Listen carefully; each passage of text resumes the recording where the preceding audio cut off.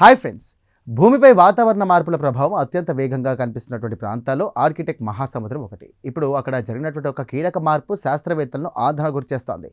Arctic మహాసముద్రం ఇప్పటికే ఒక ప్రమాదకర టిప్పింగ్ పాయింట్ దాటిపోయిందని, ఈ మార్పు వల్ల సముద్ర జీవ వ్యవస్థపై దీర్ఘకాల ప్రభావాలు పడే అవకాశం ఉందంటూ కూడా తాజా అధ్యయనం హెచ్చరిస్తోంది. అసలు శాస్త్రవేత్తలు ఏం గుర్తించారో ఇప్పుడు తెలుసుకుందాం. ఈ అధ్యయన వివరాలు కమ్యూనికేషన్స్ ఎర్త్ అండ్ ఎన్విరాన్మెంట్ అనే జర్నల్లో ప్రచురితమయ్యాయి. యూనివర్సిటీ ఆఫ్ ఎడెన్బర్గ్ కు చెందినటువంటి మార్టా శాంటోస్ గార్సియా అలాగే ప్రొఫెసర్ రాజా గణేష్ రామ్ నేతృత్వంలోని పరిశోధకులు ఈ అధ్యయనాన్ని నిర్వహించారు.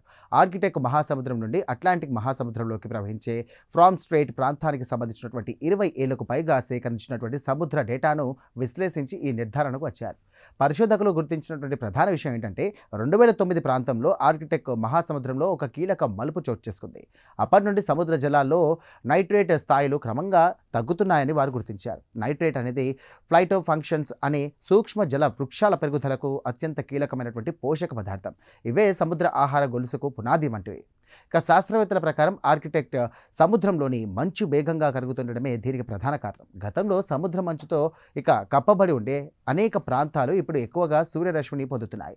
దీంతో సముద్ర అడుగున జరిగే సహజ రసాయన ప్రక్రియలు వేగవంతమై నీటిలోని నైట్రేట్ క్రమంగా నైట్రోజన్ వాయువుగా మారి సముద్రం నుండి తొలగిపోతోందంటూ పరిశోధకులు చెబుతున్నారు.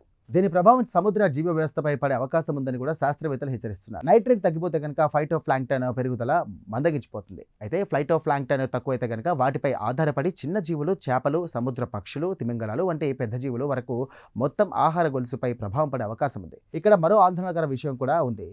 ఫైటోప్లాంక్టన్ వాతావరణంలోని కార్బన్ డైఆక్సైడ్ను గ్రహించి సముద్రంలో నిల్వ చేయడంలో కీలక పాత్ర పోషిస్తున్నాయి. అయితే వాటి సంఖ్య తగ్గిపోతే కనుక కార్బన్ను గ్రహించే ఆర్కిటిక్ మహాసముద్రం సామర్థ్యం కూడా బలహీనపడే అవకాశం ఉంది.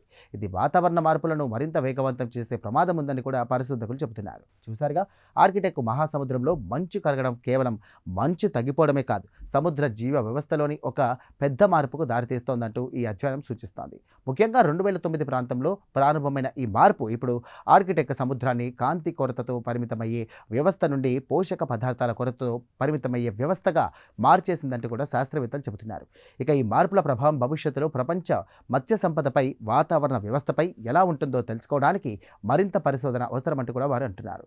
ఈ ప్రత్యేక కథనంపై మీ అభిప్రాయాలను కామెంట్ ద్వారా తెలియజేయండి. వీడియో నచ్చితే కనుక వెంటనే లైక్ చేయండి, మా ఛానల్ను వెంటనే సబ్స్క్రైబ్ చేసుకోండి. Thank you.